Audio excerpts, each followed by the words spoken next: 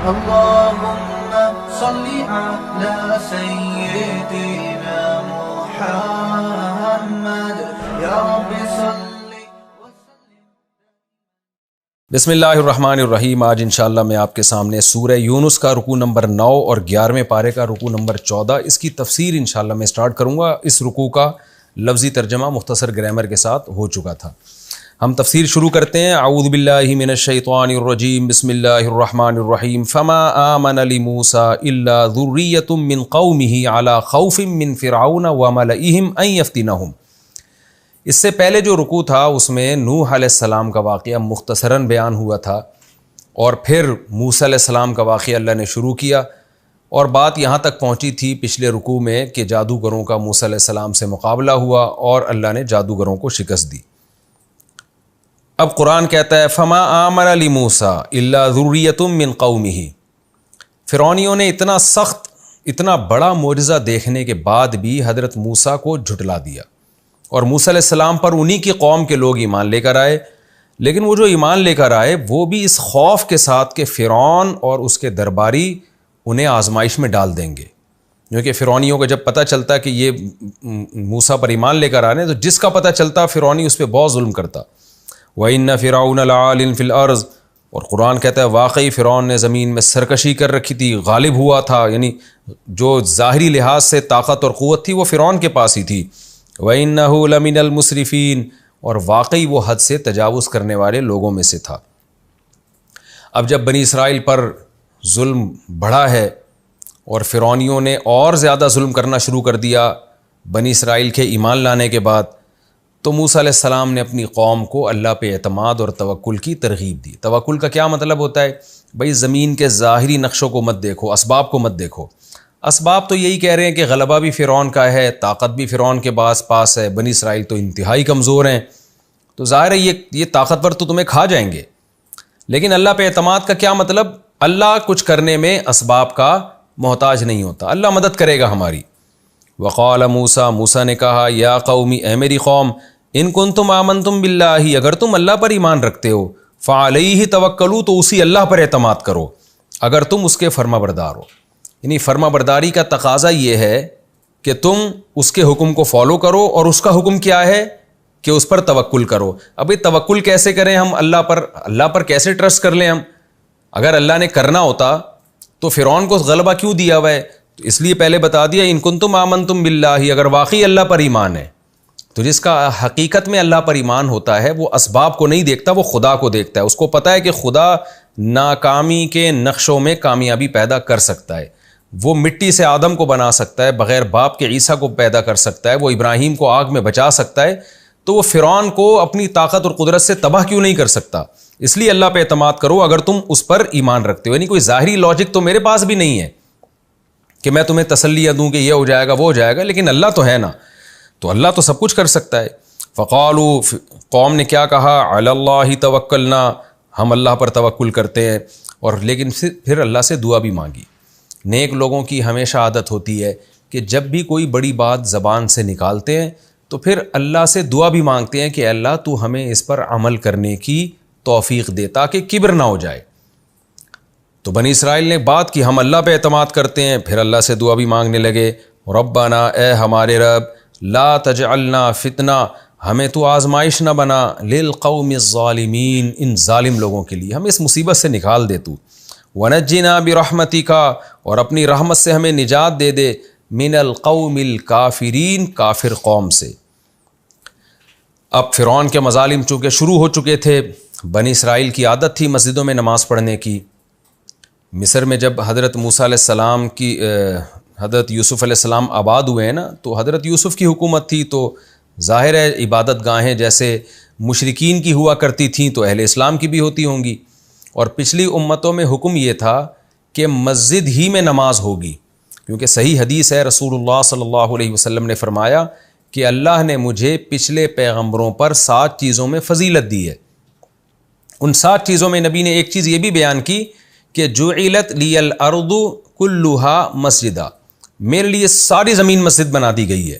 یعنی مسجد کے علاوہ بھی میں کہیں نماز پڑھوں گا تو نماز ہو جائے گی, گویا پوری زمین ہی اللہ نے مسجد بنا دی ہے. لیکن پچھلی امتوں میں یہ حکم نہیں تھا. تو اب کیونکہ فرعونی بڑے ظلم کر رہے تھے. وہ جب کسی کو مسجد میں جاتا ہوا دیکھ لیتا فرعون اور اس کے درباری، اس کی جو بھی ان کی خفیہ ایجنسیاں ہوں گی وہ دیکھ لیتی تو اس کو پکڑ لیتی، اس کو مارتی. تو موسیٰ علیہ السلام کو اللہ کہتے ہیں ہم نے وحی کی، وَأَوْحَيْنَا إِلَىٰ مُوسَىٰ وَأَخِيهِ، ہم نے موسیٰ اور اس کے بھائی کو وحی کی. کیا وحی کی؟ أَن تَبَوَّآ لِقَوْمِكُمَا، کہ تم دونوں ٹھکانہ بنا دو اپنی قوم کے لیے، بمصر، مصر میں، بیوتاً گھروں کو، وَاجْعَلُوا بُيُوتَكُمْ قِبْلَةً، اور اپنے گھروں ہی کو قبلہ بنا لو. یعنی گھروں میں ٹھکانہ پکڑو، زیادہ روڈوں پہ مت گھومو، گھر سے باہر مت نکلو. فتنہ ہوتا ہے تو گھر کے اندر انسان اپنے آپ کو محفوظ گمان کرتا ہے. رہا مسئلہ کہ نماز کے وقت میں مسجد کیسے جائیں، کوئی بات نہیں، کیونکہ خوف ہے تمہیں گھر میں نماز پڑھنے کی اجازت دی جاتی ہے کہ تم گھروں ہی کو قبلہ بنا لو. تو یہ خوف کے وقت تو اللہ نے اجازت دے دی ان کو، لیکن نارملی حکم یہی تھا پچھلی امتوں میں کہ مسجد ہی نماز ہوگی. تو اب گھروں کو تم نے قبلہ بنانا ہے، وَأَقِيمُوا الصَّلَاةَ، اور وہاں نماز تم نے قائم کرنی ہے. نماز چھوڑنے کی تمہیں کسی قیمت پہ اجازت نہیں ہے، اتنے خوف کے باوجود بھی. وَبَشِّرِ الْمُؤْمِنِينَ، اور مومنین کو خوشخبری دے دو. یعنی دونوں سے الگ الگ اللہ نے کہا، موسیٰ سے بھی ہارون سے بھی، کہ جو ایمان لانے والے ان کو خوشخبری سنا دو کہ عن قریب اللہ کی مدد آئے گی، ابھی تم چھپ کے نمازیں پڑھو. پھر جب فرعونی کے ظلم بہت زیادہ بڑھ گئے تو موسیٰ علیہ السلام ایک دن تنگ آ گئے، اور تنگ آ کر حضرت موسیٰ نے دعا مانگی. وہ کیا دعا تھی؟ قال موسیٰ ربنا، موسیٰ نے کہا اے ہمارے رب، انک آتیت فرعون، بے شک تو نے دیا ہے فرعون کو، وملأہ، اور اس کے درباریوں کو جو سرکاری لوگ ہیں ان سب کو، زینتاً، بڑی زینت دی ہے. جب یہ روڈ پہ نکلتے ہیں لوگ بڑی حسرت سے ان کو دیکھتے ہیں، ان کے لباس کو، ان کی سواریوں کو، ان کے رہن سہن کے اسٹائل کو. آج بھی یہ اسٹائل دنیا کو تباہ کرتا ہے، گمراہ کرتا ہے. غریب آدمی کیا کرتا ہے؟ مالدار آدمی کی دولت اور عیاشی دیکھتا ہے، اس کے بھرم دیکھتا ہے اور اس کا پروٹوکول دیکھتا ہے، اور پھر اسی کو فالو کرنا شروع کر دیتا ہے. تو موسیٰ علیہ السلام نے دیکھا کہ یہ جو مصری لوگ جو ایمان نہیں لے کر آ رہے، وجہ اس کی یہ کہ سارا پروٹوکول، ساری ترقی تو فرعونیوں کے پاس ہے، اور جو ایمان لانے والے لوگ ہیں وہ تو مسکین اور غریب لوگ ہیں. تو یہ دولت ہے جو رکاوٹ بن رہی ہے دین کی طرف آنے میں. آج بھی لوگ ترقی یافتہ قوموں کو دیکھتے ہیں نا کہ اگر زنا بری چیز ہے تو انگریز کیوں کرتے ہیں، والدین کو اولڈ ہاؤس میں جمع کرانا بری چیز ہے تو ترقی یافتہ قومیں انگریز کیوں کرتی ہیں. نماز چھوڑنا اگر بری چیز ہے تو انگریز تو سارے نماز چھوڑتے ہیں، تو پڑھتے ہی نہیں نماز. اللہ رسول پر ایمان اگر اتنا ضروری ہے تو جاپانی اور جیپنیز کیوں ایمان نہیں لے کر آ گئے، فرانسیسی کیوں ایمان نہیں لے کر آ گئے، حالانکہ تو دنیا کی بڑی ترقی یافتہ قومیں ہیں. تو یہ انسان کی ایک قسم کی فطرت ہے کہ وہ اپنے سے اعلیٰ لوگوں کو فالو کرتا ہے، اگرچہ اس کو یقین کیوں نہ ہو جائے کہ یہ اعلیٰ لوگ غلط دین پر ہیں. یہی کام فرعون کے ساتھ ہو رہا تھا اور بنی اسرائیل کے ساتھ ہو رہا تھا. اس لیے موسیٰ علیہ السلام نے دعا مانگی، اے میرے رب، اے ہمارے رب، تو نے فرعون اور اس کے درباریوں کو دنیا میں زینت کا مطلب ایک خوشنما زندگی اور مال دیا ہے دنیا میں. اے ہمارے رب، لیضلوا عن سبیلک، یہ اس لیے ہے تاکہ یہ لوگوں کو گمراہ کریں. اس مال سے اور زینت سے یہ تباہ کر رہے ہیں لوگوں کو. تو نے کیا کرنا ہے؟ ربنا اطمس علی اموالہم، اے اللہ ان کے مالوں کو نیست و نابود کر دے. واشدد علی قلوبہم، دوسری بات یہ کہ تیرا قاعدہ یہ ہے کہ جب بھی کوئی موت سے پہلے ایمان لے آتا ہے تو معاف کر دیتا ہے. لیکن فرعونی نے اتنے ظلم کیے ہیں کہ اگر یہ ایمان لے آیا تو یہ جو بنی اسرائیل کا اس نے خون کیا اور عذاب میں ڈالا ہوا ہے ان کو، تو معاف کر دے گا، لیکن ہمارے انتقام کے جذبے کی تسکین نہیں ہوگی. تو نے بڑی مہلت دی ہے فرعون کو، اب ایمان لے آئے، لیکن یہ نہیں لے کر آیا. تو اب میں تجھ سے گزارش کرتا ہوں کہ تو اس کے دل پر ایسی مہر لگا دے کہ اب یہ ایمان لانے کی اس کو توفیق ملے ہی نہیں، اب جہنم اس کا مقدر بن جائے، تاکہ اس کو سزا تو ملے جو کچھ یہ دنیا میں کر رہا ہے. تو واشدد علی قلوبہم، ان کے دلوں پر مہر لگا دے. فلا یؤمنوا، پھر یہ ایمان ہی نہ لے کر آئیں. حتی یروا العذاب العلیم، جب تک کہ دردناک عذاب نہ دیکھ لیں. اور ظاہر عذاب دیکھنے کے بعد ایمان کا فائدہ نہیں ہوتا. تو یعنی موسیٰ علیہ السلام دو بد دعائیں کر رہے ہیں کہ اس کے مال کو تباہ کر دے اور جہنم اس کا مقدر بنا دے. اب مجھے یہ شوق نہیں ہے کہ فرعونی مسلمان ہو جائیں، پہلے تو میری چاہت تھی کہ یہ ایمان لے آئے، اب میری چاہت ہے کہ ایمان نہ لے کر آئے، اس سے ہمیں تو نجات دے، اس کو تباہ و برباد کر دے. تو موسیٰ علیہ السلام نے یہ جو بد دعا دی نا، دیکھنے میں تو بد دعا لگ رہی ہے، پیغمبر تو بڑے رحم دل ہوتے ہیں، لیکن یہ بد دعا اصل میں ان لوگوں کو بچانے کے لیے جن کو فرعون گمراہ کر رہا ہے. اور بعض لوگ اس پر یہ بھی اشکال کرتے ہیں کہ موسیٰ علیہ الصلوۃ والسلام جو تھے وہ اتنی بد دعا کر لیتے کہ بھئی فرعون کا مال ہلاک ہو جائے، کیونکہ اس مال کی وجہ سے لوگ گمراہ ہو رہے ہیں، تو مال ہلاک ہوگا تو لوگ بھی گمراہی سے بچیں گے. تو یہ بد دعا کرنے کی کیا ضرورت تھی کہ فرعون کے دل پہ مہر لگ جائے اور اس کو ایمان کی توفیق ہی نہ ملے. تو دیکھیں پیغمبر کوئی بھی ناقص نہیں ہوتے، پیغمبر اخلاق کے سب سے اعلیٰ معیار پر ہوتے ہیں. ظالم کے خلاف ایک خاص درجے میں جا کے ایک خاص جب اس کا ظلم بڑھتا ہے تو اس ظالم سے نفرت کا پیدا ہو جانا یہ بھی آپ کے اچھے اخلاق کی ایک دلیل ہے. آج بعض لوگ بڑے براڈ مائنڈڈ بنتے ہیں کہ ظالم سے کبھی نفرت نہ کرو اور ظالم سے ہمیشہ اس کے لیے اچھا جذبہ رکھو. یہ ڈائلاگ کہنے کی حد تک تو ٹھیک ہیں، لیکن پریکٹیکل لائف میں ایسا نہیں ہوتا. آپ جیسے ظالم کے ظلم سے نفرت کرتے ہیں، اصولی طور پر تو یہی بات درست ہے کہ ظالم کے ظلم سے نفرت کرو، ظالم سے نہیں کرو. ہو سکتا ہے اس میں کوئی خوبی بھی ہو، لیکن جب ظلم حد سے بڑھتا ہے اور ایک آدمی کی خامیاں خوبیوں پر غالب آ جاتی ہیں اور خوبیاں نہ ہونے کے برابر رہ جاتی ہیں، تو اس کے ظلم سے نفرت کی وجہ سے عین ظالم سے بھی نفرت ہوگی آپ کو.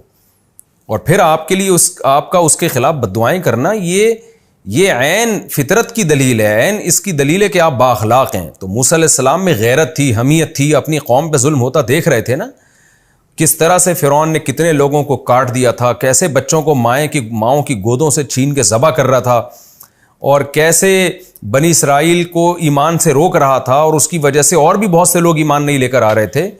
تو ایسے موقع پہ موسیٰ علیہ السلام کے دل میں فرعون کی نفرت کے جذبات پیدا ہو جانا یہ بالکل نیچرل ہے، اور یہ فطرت سلیمہ پر قائم ہونے کی دلیل ہے.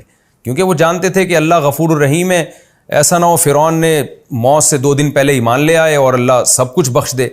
تو جہاں اللہ انتقام لینا چاہتا ہے، ہم بھی چاہتے ہیں کہ انتقام لیا جائے اس سے. تو جیسے اللہ عزیز ذو انتقام ہے، تو ہم بھی چاہتے ہیں کہ اللہ انتقام لے فرعون سے.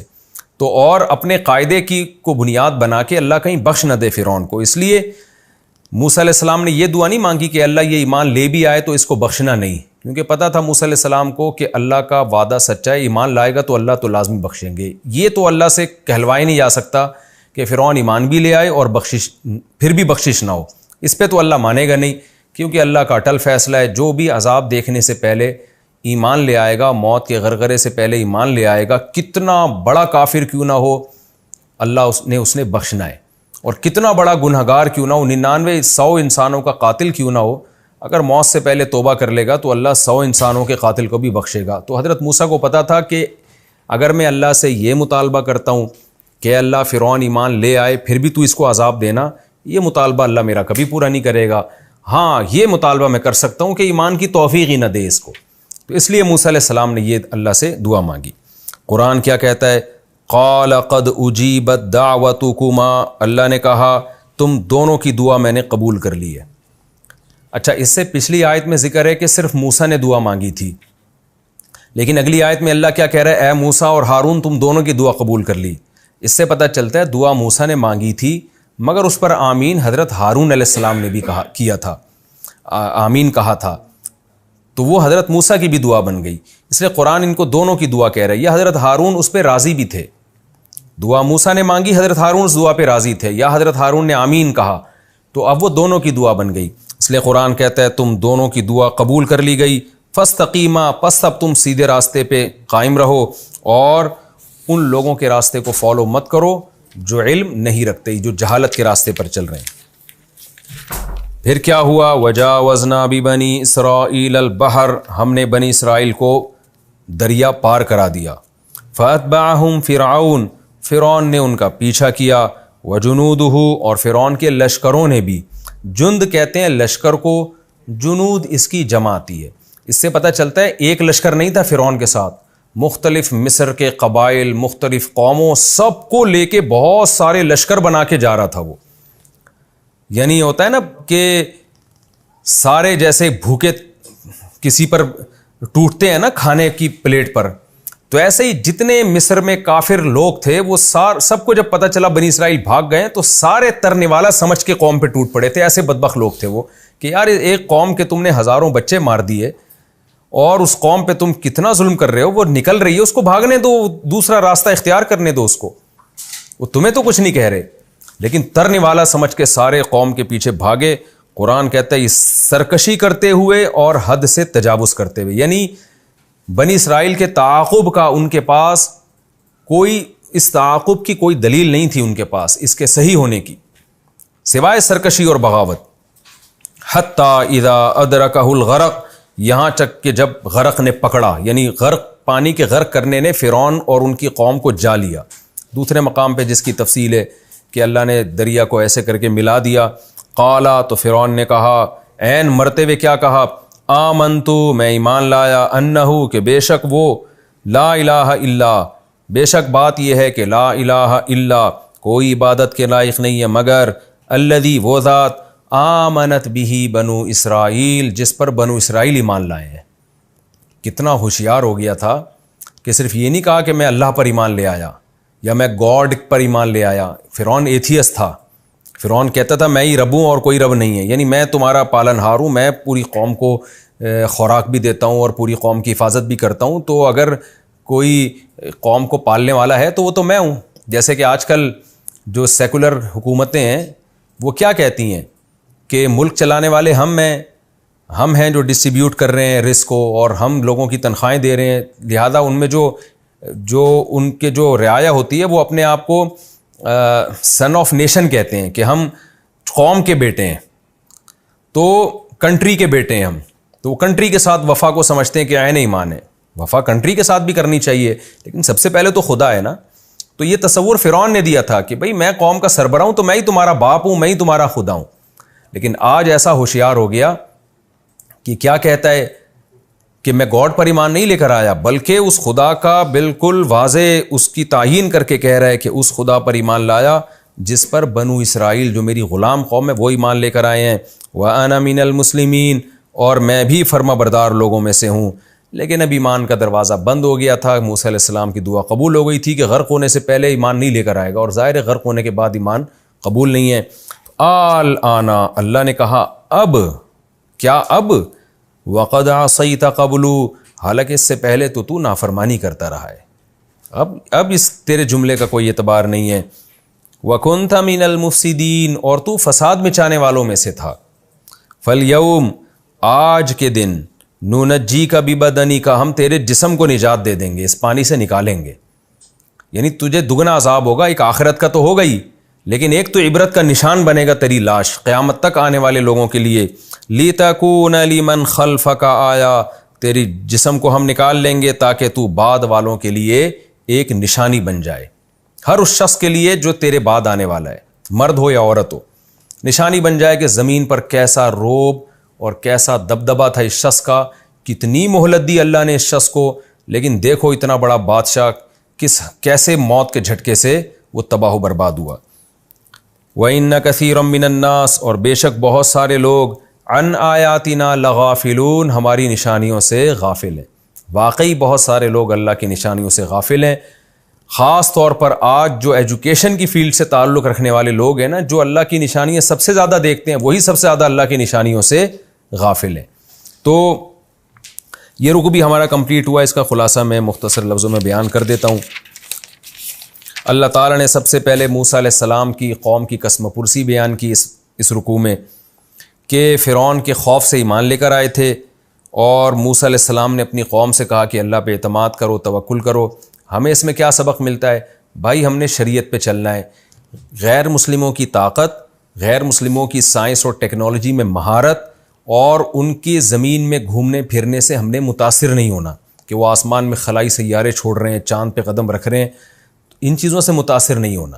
ہاں ٹیکنالوجی میں تو ہم نے بھی آگے بڑھنا ہے، وہ تو اللہ اور رسول کا حکم ہے، اس کے الگ دلائل ہیں، لیکن اس کی وجہ سے حق کے راستے کو نہیں چھوڑنا۔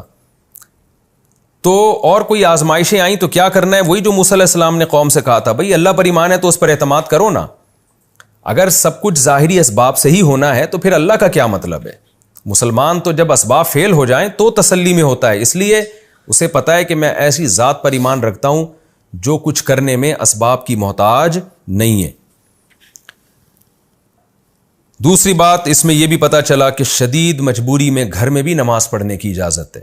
آج بھی یہی مسئلہ ہے، اس دور میں تو مسجد میں نماز کے علاوہ نماز ہوتی نہیں تھی، مگر جان کا اور شدید تکلیف کا خوف تھا، اس لیے اللہ نے بنی اسرائیل کو چھوٹ دے دی کہ گھروں میں نماز پڑھو۔ تو آج بھی اصل حکم تو یہی ہے کہ مرد کے لیے مسجد میں جماعت سے نماز پڑھنا واجب ہے۔ وہ نہیں پڑھے گا مسجد میں جماعت سے نماز، گناہ گار ہوگا۔ گھر میں پڑھے گا نماز ہو تو جائے گی، مگر گناہ ہوگا جماعت سے نماز چھوڑنے کا۔ لیکن اگر کوئی خوف ہے، کوئی مجبوری ہے، تو پھر آج بھی یہی حکم ہے کہ آپ گھر میں نماز پڑھ سکتے ہیں۔ غیر مسلم ممالک میں جہاں مسلمانوں پہ ظلم ہو رہا ہے، جیسے ہندوستان میں بہت ظلم کی خبریں آتی ہیں اہل اسلام پر، تو ایسی شدید مجبوری میں جان بچانے کے لیے ان کو بھی جہاں مجبوری ہوگی وہاں ان کو گھر میں نماز کی اجازت دی جائے گی، لیکن نماز چھوڑنے کی کسی قیمت پہ اجازت نہیں ہے۔ اس آیت سے بھی پتہ چلتا ہے کہ اتنی اللہ کی نظر میں اہمیت ہے، اللہ نے کہا کوئی بات نہیں، گھر میں چھپ کے نماز پڑھ لو۔ یہی حکم ان غیر مسلموں کا ہے جو چھپ کے ایمان لاتے ہیں۔ انہیں یہ خطرہ ہوتا ہے کہ اگر ہم اپنے ایمان کو ظاہر کریں گے تو ہمارے ماں باپ ہمیں ٹارچر کریں گے۔ میں نے بتایا تھا نا، انڈیا میں کئی لڑکیاں ایسی ہیں جو گھروں کے اندر ہی مسلمان ہو گئی ہیں، اور امریکہ میں، یورپ میں آپ ایمان لے آئیں کوئی ٹینشن نہیں ہے، انہوں نے واقعی مذہبی آزادی دی ہے، بلکہ وہ آپ کو سپورٹ کرتے ہیں۔ یو ایس اے میں آپ مسلمان ہو جائیں، آپ کو کوئی دھمکی دے گا، آپ تھانے میں رپورٹ کروائیں، وہ تھانے والے آپ کو اٹھا کے لے جائیں گے، جو بھی دھمکی دے رہا ہے اس کو اٹھا کے لے جائیں گے۔ لیکن بعض کنٹریز ایسے ہیں جہاں آپ کو آزادی نہیں ہے، تو ہندوستان بھی انہی کنٹریز میں سے ایک ہے جہاں تک ہمیں معلومات ہیں۔ لڑکیاں مسلمان ہوتی ہیں لیکن ان کو ان کے ماں باپ ٹارچر کرتے ہیں، ان کا خاندان اور حکومت بھی تنگ کرتی ہے، جو موجودہ حکومت ہے۔ اور بھی اس طرح بعض جگہیں ایسی، پاکستان میں ہم نے دیکھا ہے کہ کسی عیسائی گھر میں عیسائی مسلمان ہو گیا، اس کے والدین ٹارچر کر رہے ہیں اس کو۔ کوئی ہندو لڑکی یا لڑکا مسلمان ہو گیا، میرے پاس کتنے یہاں پاکستان میں لڑکے آ چکے ہیں ہندو جو مسلمان ہوئے، ان کے ماں باپ نے ان کی زندگی حرام کر دی، ان کے رشتہ داروں نے قتل کی دھمکیاں تک دے رہے ہوتے ہیں، اور بعض اوقات تو قتل کر بھی دیتے ہیں۔ تو ان کے لیے بھی قرآن کا یہ حکم ہے کہ جہاں خوف ہوگا وہ اپنے ایمان کو چھپائیں اور چھپ کے نماز پڑھیں، وہ جس حد تک چھپ سکتے ہیں۔ اور اگر چھپ کے نماز پڑھنے میں بھی پکڑے جانے کا ڈر ہے اور قتل ہونے کا ڈر ہے، تو پھر جان بچانے کے لیے نماز کو مؤخر کرنے کی بھی اجازت ہے، لیکن حتی الامکان نماز کی حفاظت کی جائے گی۔ وَبَشِّرِ الْمُؤْمِنِينَ، ساتھ ساتھ اللہ خوشخبریاں بھی دیتا ہے کہ یہ ٹینشن ہمیشہ نہیں رہے گی، انشاءاللہ یہ ٹینشن ختم ہو جائے گی۔ تو یہ بھی اس رکوع میں ہمیں ایک اہم بات پتہ چلی۔ اور تیسری اہم بات کیا پتہ چلی کہ شدید مجبوری میں بد دعا دینا بھی جائز ہے۔ یہ جو بعض لوگوں نے ایسا دین کا کانسیپٹ بنا لیا ہے نا کہ ظالم کے خلاف کبھی بد دعا ہی نہیں کر سکتے آپ، یہ غلط ہے۔ موسیٰ کلیم اللہ جیسے جلیل القدر پیغمبر سے فرعون کے خلاف بد دعا کرنا ثابت ہے۔ ہاں، بات بات پہ بد دعائیں کرنا یہ کوئی اچھا کام نہیں ہے۔ ہمارے نبی صلی اللہ علیہ وسلم نے بھی 1 مہینہ بد دعا کی تھی، بہت رعل اور زکوان ایک ظالم قبیلے تھے ان کے خلاف، تو 1 مہینہ اللہ نے بد دعا کرنے دی، لیکن پھر آپ پر پابندی لگا دی۔ اس لیے لگائی پابندی کہ ان میں بہت سے لوگوں کو ایمان کی توفیق ملے گی، تو آپ ان کے خلاف بد دعا نہ کریں، ان کا معاملہ اللہ پہ چھوڑ دیں۔ تو اس سے پتہ چلتا ہے کنٹینیو بد دعا کرتے رہنا اللہ کی نظر میں پسندیدہ کام نہیں ہے، لیکن کبھی انسان ظلم سے تنگ آ جائے تو پھر ظالم کے خلاف بد دعا کی بھی شریعت میں اجازت ہے۔ اور ایک اہم بات یہ بھی پتہ چلی کہ جب بالکل موت کا وقت ہوتا ہے نا اور انسان عالم برزخ دیکھ رہا ہوتا ہے، اس وقت توبہ قبول نہیں ہوتی۔ یہ یاد رکھیں، اگر آپ کو یقین ہے کہ میں کچھ دیر بعد مر جاؤں گا لیکن عالم برزخ ابھی آپ نے دیکھا نہیں ہے، تو بھی توبہ قبول ہوتی ہے۔ جیسے کسی شخص کو پھانسی کے پھندے پہ لے جانے والے ہیں ابھی ہم، اور اس کے ہوش و حواس سلامت ہیں، 10 منٹ بعد اس کو لٹکایا جانے والا ہے، اس کو یقین ہے کہ 10 منٹ بعد میں مر جاؤں گا، تو اس پر امت کا اجماع ہے کہ اگر اس وقت بھی وہ سچی توبہ کرے گا نا تو اللہ توبہ قبول کرے گا، کیونکہ ابھی اس نے موت کا یقین تو ہو گیا ہے لیکن موت اس نے ابھی اپنی آنکھوں سے دیکھی نہیں ہے۔ آنکھوں سے دیکھنے کا مطلب جب اس کو لٹکائیں گے اور اس کو عالم برزخ کی چیزیں نظر آنا شروع ہو جائیں گی، یعنی ایک حالت ایسی ہوتی ہے جس میں انسان زندگی اور موت کے بیچ میں ہوتا ہے۔ جیسے جب ہم سونے لگتے ہیں نا تو سوتے ہوئے ایک حالت تو ایسی ہے سونے سے پہلے ایک حالت تو ایسی ہے جس میں ہم بالکل جاگ رہے ہوتے ہیں، ایک حالت ایسی ہے جس میں ہم بالکل سو رہے ہوتے ہیں، ایک بیچ کی حالت ہوتی ہے آدھے جاگے ہوئے آدھے سوئے ہوئے، کچھ خواب کی چیزیں نظر آ رہی ہیں کچھ دنیا کی۔ تو اسی طرح جب انسان دنیا سے جانے لگتا ہے تو ایک کنڈیشن ایسی ہوتی ہے جس میں وہ مکمل زندہ ہے، ایک کنڈیشن ایسی ہے جس میں مکمل مر چکا ہے، ایک بیچ کی کنڈیشن ہوتی ہے جب وہ دنیا سے عالم برزخ کی طرف ٹرانسفر ہو رہا ہے اور برزخ کی کچھ چیزیں نظر آ رہی ہیں۔ ایسے موقع پہ توبہ قبول نہیں ہوتی۔ اسی کو حدیث میں کہا گیا ہے ان اللہ یقبل توبۃ عبدہ ما لم یغرغر، جب تک موت کا غرغرہ نہیں آتا نا، روح نکلنا نہیں شروع ہوتی، اس سے پہلے پہلے اللہ انسان کی توبہ قبول کرتے ہیں۔ تو یہ جو فرعون کی کنڈیشن تھی جب غرق ہوا ہے نا، تو غرق ہوتے ہوئے جب یہ مرنے لگا تھا اور برزخ کی چیزیں اپنی آنکھوں سے دیکھنے لگا تھا، اس وقت اس نے توبہ کی تھی، اور اس وقت اللہ کا قاعدہ ہے کہ توبہ قبول نہیں ہوتی۔ تو یہ بھی ہمیں اس سے معلوم ہوا۔ یہ ہمارا رکوع کمپلیٹ ہو گیا۔ اور چوتھی بات، فرعون کے جسم کا محفوظ ہونا، یہ بھی اسلام کا ایک معجزہ ہے، قرآن کا ایک معجزہ ہے کہ اللہ نے اس کو عبرت کا نشان بنایا ہوا ہے۔ اب ہم چلتے ہیں جی اگلے رکوع کی طرف، سورہ یونس کا رکوع نمبر 10 اور 11ویں پارے کا رکوع نمبر 15۔ تو یہ ہم اسٹارٹ کرتے ہیں۔ سب سے پہلے اس کا مختصر لفظی ترجمہ اور پھر انشاءاللہ اس کی تفسیر ہوگی۔ بسم اللہ الرحمن الرحیم۔ وَلَقَدْ بَوَّأْنَا بَنِي اسرائیل، البتہ تحقیق ہم نے ٹھکانہ دیا بنی اسرائیل کو، مبوّأ صدق، بوّأ یبوّئ ٹھکانہ دینا، مبوّأ یہ ٹھکانے کو کہتے ہیں، ٹھکانے کی جگہ یا ٹھکانہ، مصدر ہے یہ، اس کو مصدر میمی کہا جاتا ہے جو ظرف کے وزن پر ہوتا ہے یا اس میں مفعول کے وزن پر ہوتا ہے۔ تھوڑی گاڑی بات ہے، سمجھ میں آ گئی ٹھیک ہے، نہیں تو کوئی اتنا بڑا مسئلہ نہیں ہے۔ مبوّأ صدقین کا معنی سچا ٹھکانہ دیا ہم نے ان کو، تفسیر میں اس کی ڈیٹیل بتاؤں گا۔ وَرَزَقْنَاهُم مِّنَ الطَّيِّبَاتِ، اور ہم نے ان کو پاکیزہ رزق دیا، یعنی فرعون کے نجات ہونے کے بعد۔ فَمَا اخْتَلَفُوا، پس بنی اسرائیل نے اختلاف نہیں کیا، حتیٰ جاءہم العلم، یہاں تک کہ ان کے پاس علم آ چکا، یعنی بنی اسرائیل بھی فرقوں میں بٹنا شروع ہو گئے، لیکن اس میں اللہ کا قصور نہیں ہے بلکہ علم ان کے پاس آ گیا تھا، اس کے باوجود انہوں نے اختلاف کرنا شروع کر دیا، یعنی حق سے اختلاف کرنا شروع کر دیا۔ ان ربک یقضی بینہم یوم القیامہ، بے شک تیرا رب ان کے درمیان فیصلہ کرے گا قیامت کے دن، فی ما ان باتوں میں، کانوا فیہ یختلفون جن میں یہ اختلاف کیا کرتے تھے، اللہ سب فیصلہ چکا دے گا۔ فَإِن كُنْتَ فِي شَكٍ، پس اے محمد صلی اللہ علیہ وسلم اگر آپ ہیں شک میں، مما اس قرآن کی طرف سے، انزلنا الیک جو ہم نے آپ پہ نازل کیا، اگر آپ کو اس کے بارے میں کچھ شک ہو رہا ہے کہ اللہ جو یہ باتیں کر رہا ہے نا، موسیٰ کا واقعہ سنا رہا ہے، فرعون کا واقعہ سنا رہا ہے، نوح کا واقعہ سنا رہا ہے، آپ کو کہیں تردد پیدا ہو رہا ہے اس میں کہ پتہ نہیں اللہ ہی بتا رہا ہے یا کوئی خدا نخواستہ شیطانی تصرف تو نہیں ہے، حقیقت تو یہ کہ نبی کو کوئی شک نہیں تھا، یہ ہمیں بتانے کے لیے کہ اور آپ کو اطمینان ہو جائے۔ تو پھر کیا ہے، فَاسْأَلِ الَّذِينَ، تو اے محمد آپ سوال کریں، الذین ان لوگوں سے، یقرؤون الکتاب من قبلک جو آپ سے پہلے کتاب کی تلاوت کرتے ہیں، یعنی جو تورات اور انجیل کو پڑھتے ہیں، ذرا ان سے جا کے پوچھیں، وہ بھی تصدیق کریں گے کہ یہ بالکل ایسے ہی ہے جیسے قرآن بیان کر رہا ہے۔ خیر میں تفسیر شروع کر دیتا ہوں جذبات میں آ کے، ابھی تو ترجمہ چل رہا ہے۔ لقد جاءک الحق، اے محمد صلی اللہ علیہ وسلم تحقیق آ چکا ہے آپ کے پاس حق، من ربک آپ کے رب کی طرف سے، فلا تکونن آپ ہرگز نہ ہو جائیں، من الممترین شک کرنے والے لوگوں میں سے، اصل میں تھا ممتریین، مکتسبین کی طرح، مریہ شک کو کہتے ہیں۔ ولا تکونن اور ہرگز نہ ہو جائیں آپ، من الذین ان لوگوں میں سے، کذبوا بآیات اللہ جو اللہ کی آیات کو جھٹلاتے ہیں، فتکون من الخاسرین تو آپ ہو جائیں گے خسارے والوں میں سے، یعنی اگر آپ نے بھی اللہ کی آیات کو جھٹلایا تو آپ بھی خسارے والوں میں سے ہو جائیں گے، لہذا ہرگز ایسے لوگوں میں سے نہ ہوں۔ ان الذین بے شک وہ لوگ، حقت علیہم کلمۃ ربک جن پر تیرے رب کا کلمہ ثابت ہو چکا ہے، لا یؤمنون وہ ایمان نہیں لے کر آئیں گے۔ وَلَقَدْ وَلَوْ جَاءَتْهُمْ كُلُّ آیَةٍ اگرچہ آ جائے ان کے پاس ہر قسم کی نشانی، حتیٰ یروا العذاب العلیم یہاں تک کہ وہ دردناک عذاب دیکھ لیں۔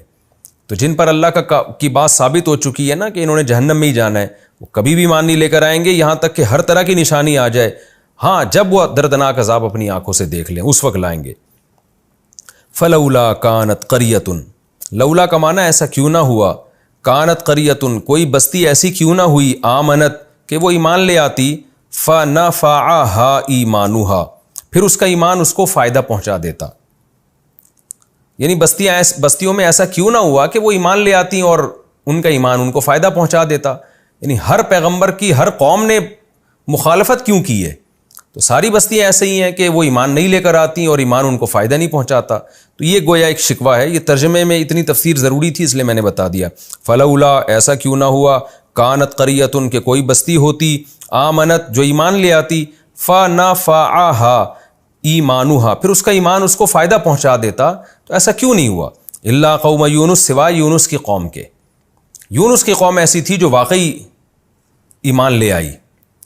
تو لما آمنو جب وہ یونس کی قوم ایمان لے کر آئی ہے، کشفنا عنہم ہم نے دور کر دیا ان سے عذاب الخزی فی الحیات الدنیا ذلت کا عذاب دنیاوی زندگی میں، دنیا میں ہم نے عذاب ان سے ٹال لیا، ومتعناہم اور ہم نے ان کو فائدہ پہنچایا، متع یمتع فائدہ پہنچانا، الی حین ایک وقت مقرر تک، یعنی ہم نے ان کو موت تک مہلت دے دی اور ان کا ایمان ہم نے قبول کر لیا۔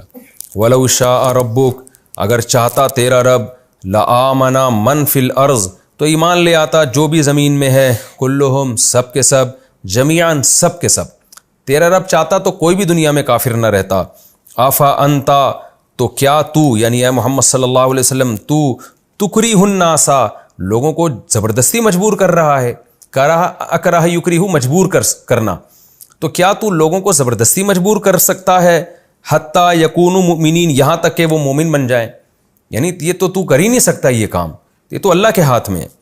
وما کان لنفس اور نہیں ہے کسی نفس کے لیے یہ بات، ان تؤمنا کہ وہ ایمان لے آئے، الا باذن اللہ مگر اللہ کے حکم سے، اللہ کا حکم ہوگا تو ایمان کوئی ذات لے کر آئے گی ورنہ ایمان نہیں لائے گی وہ۔ ویجعل الرجس اور اللہ ناپاکی ڈال دیتے ہیں، رجس ناپاکی گندگی یعنی کفر کی گندگی اللہ ڈال دیتے ہیں، علی الذین ان لوگوں کے اوپر لا یعقلون جو عقل سے کام نہیں لیتے۔